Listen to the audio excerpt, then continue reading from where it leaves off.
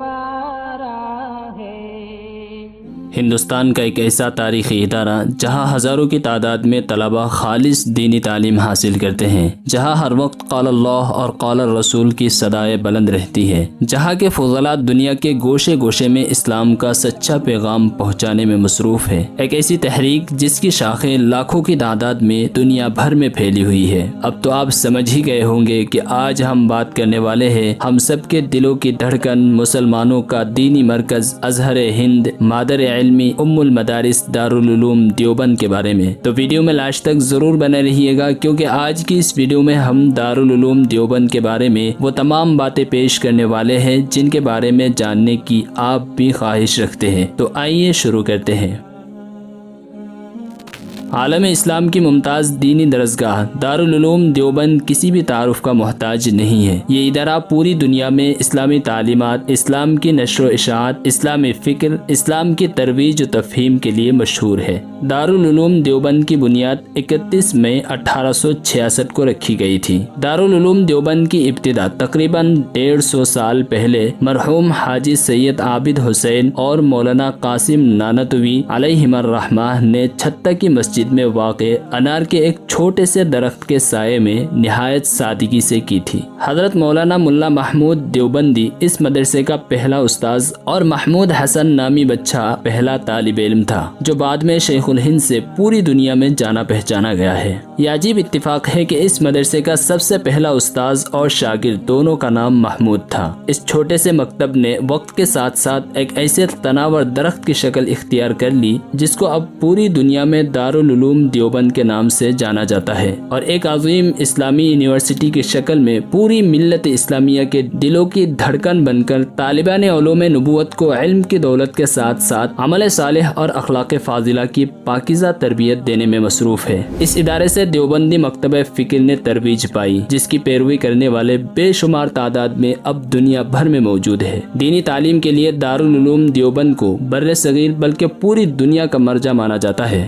دارالعلوم دیوبند میں ہر سال تقریباً 5000 طلباء تعلیم حاصل کرتے ہیں، جبکہ یہاں خدمت کرنے والے اساتذہ اور ملازمین کی تعداد تقریباً 150 ہیں۔ دارالعلوم نے ایک دینی تعلیمی ادارہ ہونے کے ساتھ ساتھ ملک کی آزادی کے لیے ایک طویل مہم چلائی ہے۔ اس ادارہ سے منسلک سینکڑوں علماء، خاص طور پر شیخ الہند مولانا محمود حسن، مولانا حسین احمد مدنی اور مولانا عبید اللہ سندھی وغیرہ نے ملک کی آزادی میں کلیدی کردار ادا کیا ہے۔ ملک کی آزادی کی جد و جہد میں دارالعلوم دیوبند اور علماء کرام نے جو قربانیاں پیش کی ان کو کبھی فراموش نہیں کیا جا سکتا۔ دارالعلوم کی جانب سے جاری ہونے والے فتوے مسلمانوں کی شرعی رہنمائی کرتے ہیں۔ دارالعلوم کے شعبہ دارالافتاء سے ہر سال تقریباً 7 سے 8 ہزار فتوے جاری کیے جاتے ہیں۔ دارالعلوم دیوبند اسلامی تعلیم کے علاوہ ادب و صحافت کے میدان میں بھی انمول خدمات انجام دے رہے ہیں۔ تاریخی عمارت کی دیوار پر خوبصورت شیشے کے فریم میں طلباء کے ذریعے شائع ہونے والے مضامین اس کی زندہ مثال ہے کہ دارالعلوم دیوبند اعلیٰ معیار کے صحافی بھی پیدا کر رہا ہے۔ اس کے علاوہ یہاں طلباء کی جانب سے 100 سے زیادہ وال میگزین بھی شائع ہو رہے ہیں۔ یہاں زیر تعلیم ملک کی مختلف ریاستوں اور اضلاع کے طلباء اپنے اساتذہ کی سرپرستی